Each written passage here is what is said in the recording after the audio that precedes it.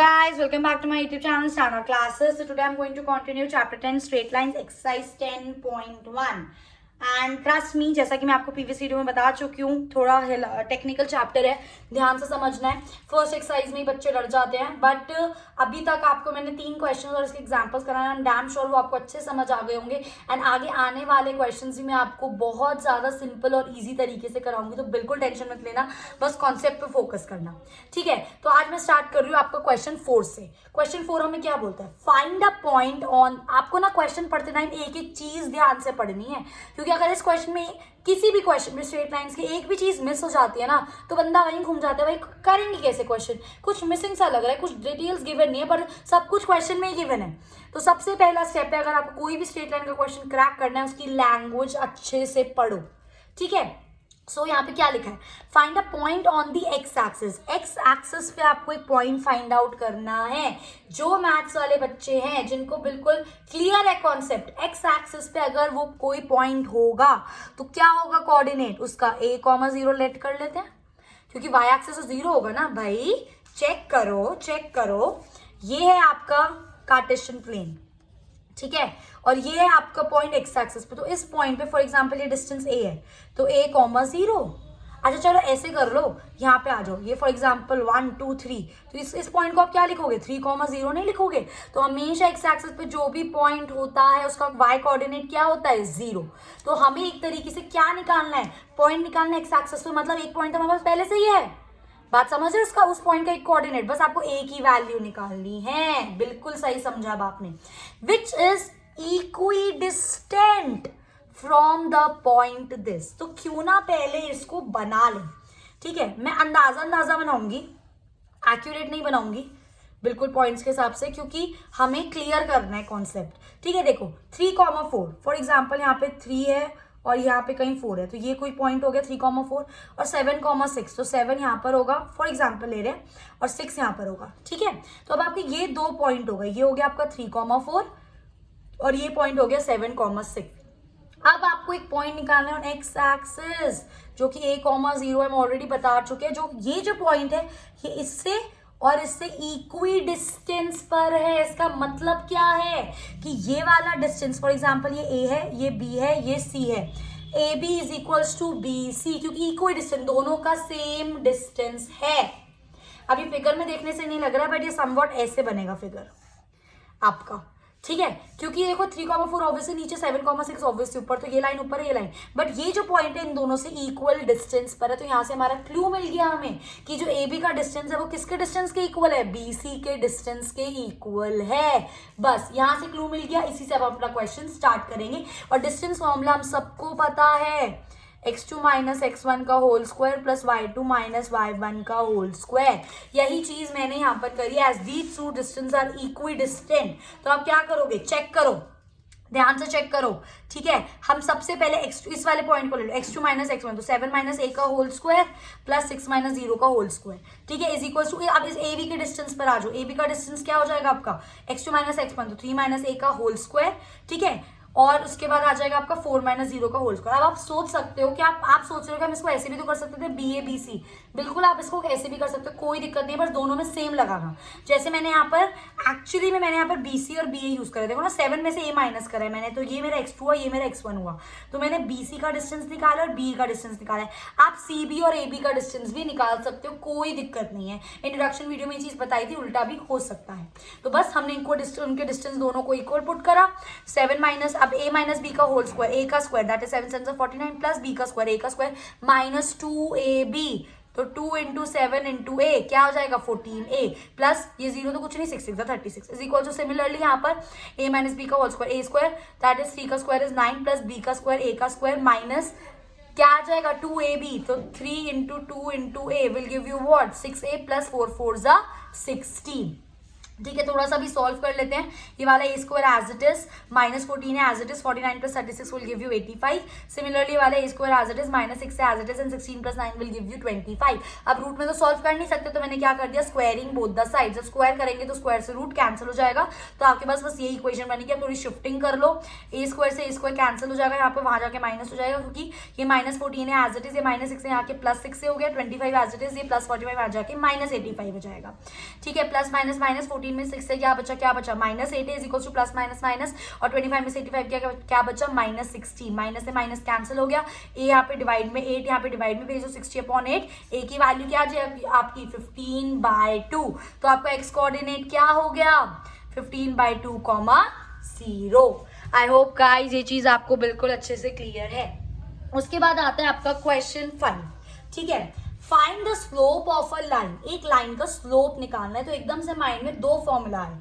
एक तो tan theta वाला कि अगर हमें बाय चांस पॉजिटिव डायरेक्शन में एंटी क्लॉकवाइज थीटा दे रखा होगा तो हम डायरेक्ट निकाल देंगे। और एक जो माइंड में थॉट आया कि 2 पॉइंट दे रखे, तो स्लोप निकालने का फॉर्मूला क्या था, y2 - y1 x2 - x1। ये सारे फॉर्मूलाज मुझे तो लर्न है, पर मैं बार बार बोलती रहूंगी ताकि आपको भी ये चीजें लर्न रहें। और कैसे क्वेश्चन पढ़ना है वो सबसे ज्यादा इंपॉर्टेंट चीज है, प्लीज उसको ध्यान से देखना। ठीक है, तो find the slope of a line which passes through the origin। उस लाइन का स्लोप निकालना है। चेक करो, अभी जितना पढ़ा उस हिसाब से कोई लाइन है जो ओरिजिन से पास कर रही है। ये मेरा ओरिजिन हो गया, ये वो लाइन हो गई। ठीक है, आप ओरिजिन से पास करिए, दैट मीन्स आपको इस लाइन का एक पॉइंट मिल चुका है, जो कि क्या है 0,0, क्योंकि ओरिजिन से पास कर रही है, तो ऑब्वियसली बात है ये पॉइंट इस लाइन पर पड़ेगा। ठीक है, and the midpoint of the line segment joining the point this। ठीक है, और वो बोल रहा है कि ये जो लाइन ओरिजिन से पास कर रही है, ये एक और लाइन है। फॉर एग्जाम्पल मैं यहाँ पर वो ड्रॉ कर रही हूँ, फॉर एग्जाम्पल। ठीक है, और ये जो लाइन है इसका एक पॉइंट है आपका 0,-4, ये यहाँ पर नहीं आएगा, ये आ जाएगा आपका 0,-4 समवॉट यहाँ पर। मैं भी एक्यूरेट ड्रॉ नहीं कर रही हूँ, चलो कर देती हूँ, फिर आपको और ज्यादा बेटर अंडरस्टैंडिंग मिलेगी। एक सेकेंड कर देती हूँ। तो पहले मैं इसी लाइन को ड्रॉ कर देती हूँ ताकि आपको और अच्छे से मैं समझा पाऊँ, क्योंकि मेरा मोटिव है आपको हर चीज़ डिटेल में समझाना। ठीक है, चेक करो, ये है आपका कार्टेशियन प्लेन। ठीक है, पॉइंट क्या है 0,-4, तो 0 यहाँ पर होगा और -4 समवॉट यहाँ पर होगा। ठीक है, तो ये हो गया आपका 0,-4। दूसरा पॉइंट क्या है 8,0, मतलब 8 यहाँ पर होगा और 0 समवॉट, 0 तो यही वाला कोऑर्डिनेट हो गया ना। तो ये एक लाइन हो गई आपकी। अब वो बोल रहा है इस लाइन का जो मिड पॉइंट है, उस लाइन से, उस मिड पॉइंट से एक लाइन पास कर रही है, और जो कि वो ओरिजिन से भी पास कर रही है। समझो ये मिड पॉइंट यहाँ पर ये है। आ रही है मेरी बात समझ? तो अब बोल रहा है इस लाइन का स्लोप निकालो। सीधा सीधा क्वेश्चन समझ आ गया भाई। स्लोप निकालने के लिए 2 पॉइंट की जरूरत है। एक पॉइंट तो हमें मिल गया 0,0, क्योंकि वो ओरिजिन से पास कर रहा है, और दूसरे पॉइंट में बोल रहा है कि वो इस लाइन के मिड पॉइंट से पास कर रहा है। अगर मैं किसी तरह इस लाइन का ये मिड पॉइंट निकाल देती हूँ, जो कि हमने सेक्शन फॉर्मूला में पढ़ा था इंट्रोडक्शन वीडियो में, अगर मैं ये चीज निकाल देती तो मेरे 2 पॉइंट आ जाएंगे, मैं उसको स्लोप निकाल दूंगी। तो सबसे पहला काम क्या है हमारा, इस लाइन का मिड पॉइंट निकालना। तो उसके लिए मैंने इस लाइन को ऐसे ड्रॉ करा है। पी पॉइंट क्या है 0,-4, क्यू पॉइंट क्या है 8,0, और मुझे ये a, b निकालना है। मिड पॉइंट है, दैट मींस ये रेशियो क्या है 1:1। तो हमारा फॉर्मूला क्या था अगर आपको a निकालना है, तो 1:8 है ना, याद है ना, 1:8 m1 × x2 plus m2 × x1 upon m + n होता था, ये m1 m2 कैसे भी ले लो। ठीक है, सो 1:8 प्लस 1:0 अपॉन 1 + 1 2। सिमिलरली b निकालना तो 1:0 प्लस 1:-4 अपॉन 1 + 1 2। सॉल्व कर दिया, a की वैल्यू आ गई 4, b की वैल्यू आ गई -2, तो आपका पॉइंट क्या आ गया 4, -2। अब ये लाइन, ये वाला पॉइंट क्या है 4, -2। बात आ रही है मेरी समझ? चेक देखो, यहीं पे कहीं पड़ा, ये 4 होगा और -2 कहीं यहाँ पर होगा, एग्जैक्ट पड़ा बिल्कुल। ठीक है, तो अब आपको इस लाइन के जो लाइन पास करी 2 पॉइंट मिल गए, ओरिजिन और ये 4, -2। अब हम स्लोप नहीं निकाल सकते? बिल्कुल निकाल सकते हैं। तो स्लोप का फॉर्मूला क्या होता है हमारा, y2 - y1 upon x2 - x1। ये मेरा x1 और x2, ये मेरा y1 और y2। तो y2 - y1 -2, -0 अपॉन 4 -0। सॉल्व कर दो तो ये -2 अपॉन 4 ही रह जाएगा, ये कैंसिल हो जाएगा। तो -1/2 इज योर रिक्वायर्ड आंसर। थोड़ा सा टेक्निकल है, मैं समझ रही हूँ, बट अगर डिटेल में समझोगे, क्वेश्चन ढंग से पढ़ोगे तो बहुत इजीली समझ आ जाएगा। ठीक है, उसके बाद आता है आपका क्वेश्चन 6। ठीक है, without using Pythagoras theorem. Pythagoras theorem हमें यूज नहीं करना है, हमें ये शो करना है कि जो 3 पॉइंट हैं ये राइट एंगल ट्राइंगल के वर्टेक्स हैं। क्वेश्चन तो समझ आ गया। अब इसको करना कैसे ये ध्यान से देखो। ठीक है, मेरे को नहीं पता ना राइट एंगल ट्राइंगल कहाँ पे पड़ रहा है, राइट एंगल क्या है मुझे नहीं पता, तो मैंने क्या करा, एक ट्राइंगल के तीनों पॉइंट्स लिख लिए ABC के, 4,4 -1,1 एंड 3,5। इतनी बात क्लियर है। फिर मैंने ये सोचा कि राइट एंगल ट्राइंगल तब होगा जब कुछ कहीं पे राइट एंगल बन रहा हो, और राइट एंगल का मतलब 2 लाइन जब आपस में परपेंडिकुलर हो। तो सबसे पहले मैंने क्या करा, इन तीनों लाइन के स्लोप्स निकाल लिए। ठीक है, क्योंकि हमें पता है ना अगर 2 लाइन का स्लोप मल्टीप्लाई करके -1 आ रहा है तो वो 2 लाइन परपेंडिकुलर है। और इस पूरे क्वेश्चन में अगर मैं कोई सी भी 2 लाइन परपेंडिकुलर प्रूव कर दूंगी तो ऑब्वियसली वो ऑटोमेटिकली प्रूव हो जाएगा कि मेरा जो ट्राइंगल है ये वो राइट एंगल ट्राइंगल है। तो सबसे पहले मैंने स्लोप AB का निकाला, तो y2 - y1 upon x2 - x1, तो -1, -4 अपॉन -1, -4, तो मेरा आंसर आ गया 1, है ना। -5 -5 कैंसिल, 5 से 5 कैंसिल, 1। ठीक है, फिर मैंने निकाल लिया AC का। ठीक है, तो ये क्या हो जाएगा, y2 - y1, 5 - 4 अपॉन 3 - 4, है ना। तो 5 में से 4 गया 1, 3 में से 4 गया -1, माइनस ऊपर चला जाएगा और -1, ये आपका आंसर। मैं चाहती तो BC का भी निकाल सकती थी, बट मैंने सोचा कि पहले इन दोनों, मेरे पास 2 आ गए हैं, सो मैं इनको मल्टीप्लाई करके देखती हूँ। तो मैंने M1 M2 को -1 के इक्वल पुट करा, तो M1 क्या था 1 × -1, और ये मेरा लकीली यहीं पर आ गया -1 = -1, तो मुझे पता चल गया that AB is perpendicular to AC। अब मैं चाहती तो आप BC भी निकाल सकते हो सकता था C भी परपेंडिकुलर आता CA के, कैसे भी आ सकता था, वो आप तीनों स्लोप निकालते, बट लकीली मैंने 2 निकाले और वो यहाँ पे -1 आ गया, तो इसलिए मैंने क्वेश्चन यहीं छोड़ दिया। ठीक है, तो अब इससे हमने क्या प्रूव कर दिया, दैट AB AC के परपेंडिकुलर है। अब दोनों में कॉमन के AB और AC में A कॉमन है, तो दैट मीन्स राइट एंगल कहाँ पर होगा, A पर ही तो होगा। आ रही मेरी बात समझ, और ये प्रूव हो गया कि these 3 वर्टिसेस क्या है, ये राइट एंगल ट्राइंगल के वर्टेक्स है। आई होप गाइस ये चीज आपको बिल्कुल अच्छे से क्लियर है। उसके बाद आता है आपका क्वेश्चन 7। ठीक है, find the slope of a line. Slope निकालना, अगेन 2 फॉर्मूलाज आए दिमाग में, tan थीटा वाला और y2 - y1 x2 - x1। ठीक है, which makes an angle 30 degree. मैंने बोला एंगल पता चल गया, चलो भाई काम खत्म, एंगल 30 डिग्री, tan 30 निकालेंगे, आंसर आ जाएगा परपेंडिकुलर। भाई रुक जाओ, 2 मिनट रुक जाओ, पूरा क्वेश्चन पढ़ो। ठीक है, with the positive direction of y-axis, language का ही खेल है सारा। ये है आपका कार्टेशियन प्लेन, वो बोल रहा है कि एक लाइन है जो एंगल 30 डिग्री बना रही है पॉजिटिव डायरेक्शन ऑफ y-axis। अब पॉजिटिव डायरेक्शन तो यही है, ये होती है पॉजिटिव, ये होती है नेगेटिव, तो पॉजिटिव डायरेक्शन y-axis के साथ 30 डिग्री, मतलब कुछ लाइन वो इस तरीके से होगी जो y-axis के साथ 30 डिग्री उसने एंगल बनाया है। ठीक है, और एंटी क्लॉकवाइज डायरेक्शन नहीं, तो क्लॉकवाइज ऐसे होता है, एंटी क्लॉकवाइज ऐसे होता है। तो ये आपका हो गया। अगर ये हमें बोल देता कि ये 30 डिग्री कोई लाइन एक्स एक्सिस के साथ बना रहे तो आप डायरेक्ट tan 30 निकाल सकते थे, पर अभी ये वाई के साथ बना रहे तो आप डायरेक्ट tan 30 नहीं निकाल सकते, पर हम अभी भी बहुत स्मार्टली काम कर सकते हैं।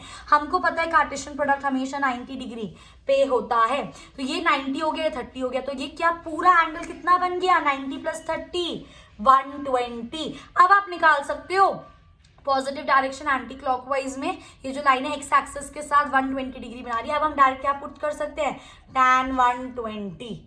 यही इसके अंदर कॉन्सेप्ट था। आई मेरी बात समझ, तो tan 120 आपका स्लोप हो जाएगा। tan 120 अब आप कैसे लिखोगे, कैसे लिख सकते हो tan 120 को, यार 120 को डिवाइड कर दो ना 180 से, किसी भी तरीके से आप कर सकते हो। ठीक है, तो मैंने क्या करा, tan इसको 180 से डिवाइड करो तो मेरा क्या आ गया, 180 1 ज़ा 180, तो -60, तो मैंने इसको क्या लिख दिया, पाई -60 पाई बाय 180। जिस बच्चे ने मेरी प्रीवियस वीडियोस देखे उनको ये पता होगा हम कैसे कर रहे हैं। तो ये 0 से 0 कैंसिल, तो ये क्या आ गया आपका, pi minus simple pi by 3 आ गया ये मेरा। ठीक है, और अभी मैंने इसको डायरेक्ट बस ऐसे लिखा, अभी मैंने इसको आप इस तरीके से भी कर सकते हो, मैंने इसको ऐसे लिखा है, मैं आपको बताती हूँ। 180 - 60, तो मैंने इसको लिख दिया tan पाई -60 लिख दिया मैंने इसको।